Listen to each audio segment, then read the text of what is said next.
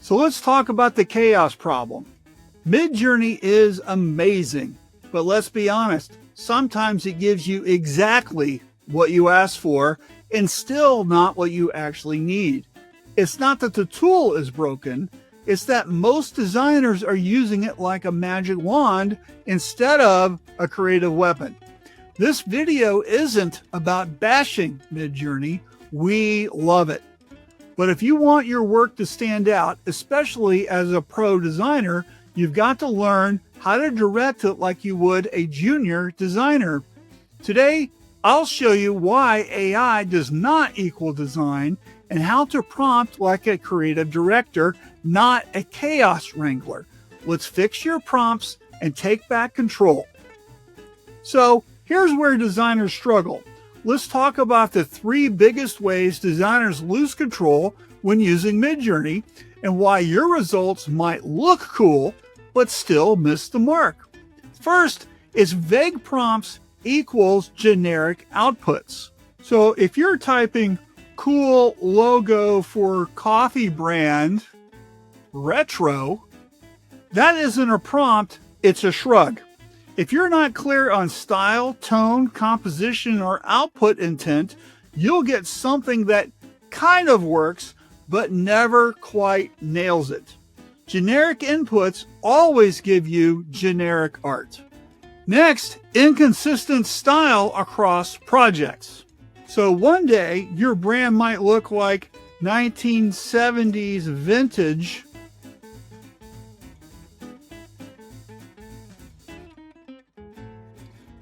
and the next is steampunk.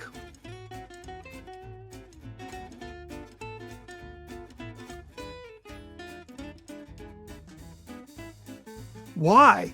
Because most designers aren't anchoring their prompts to a consistent style framework. No SREF codes,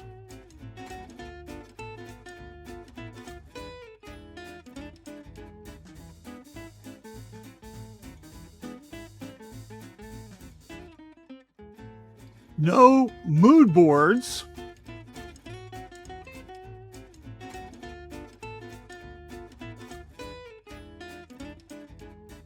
and no seeds.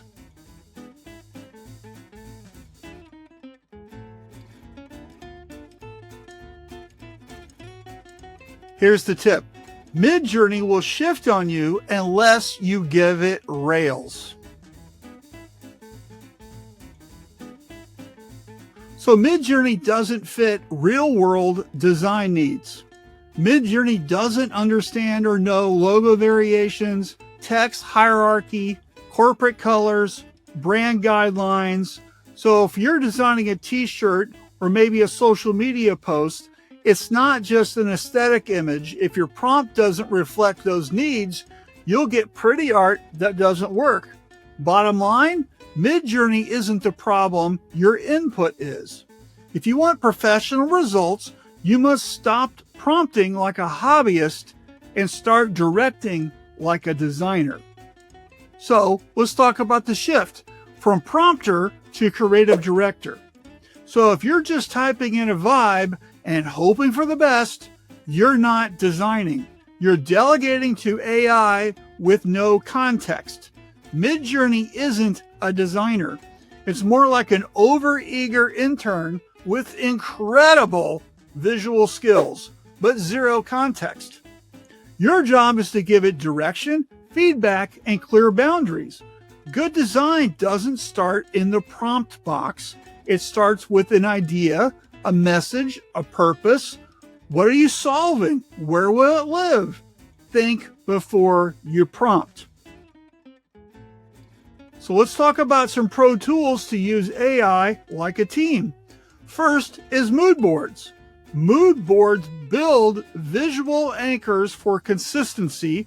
Style becomes a system, not a guess. SREF codes, these lock in your visual tone and style references that are going to align with your brand.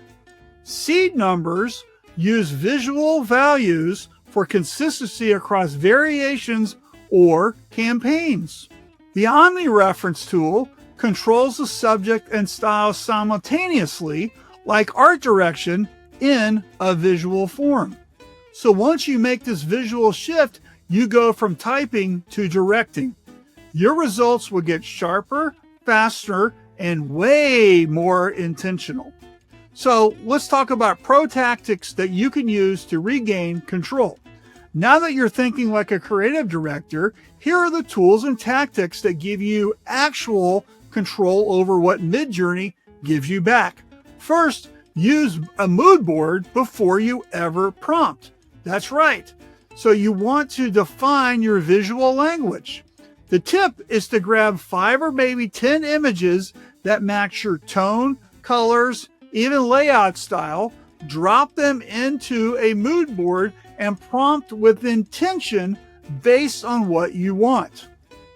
Next, let's leverage SREF codes for style anchoring. Why? They keep your design consistent across multiple prompts. So you can use SREF codes to anchor your visual tone, which is your illustration, your photo style, even your color palette or a texture. You can build your own style stack for brands, clients, or campaigns that's going to keep everything consistent. You can also use seed numbers for repeatability. Why? You can regenerate variations without losing the original composition. So your tip is to find your seed number and lock in that layout and feel. This is fantastic for product lines or multi-image campaigns. Omnireference equals subject and style control. Why? You both direct what and how Midjourney renders your idea. The tip is to use one image to define the subject and use other images in the SREF to define the style. Combine these two with a strong prompt and you've got pro level control. And then lastly, let's talk about prompt structuring. You want to get the style first and then the purpose second. Why? Because we all know in Midjourney, the order things are listed matters. So your tip is to start your prompt with the style first. For example, here it's tourism photography style before describing the subject. So these aren't hacks, they're habits.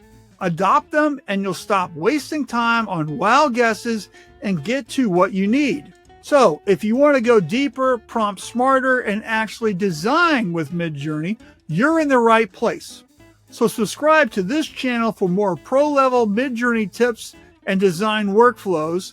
We want you to join our community, so hit the link in the description for our school group, live weekly calls, and also you get the Midjourney Experience newsletter.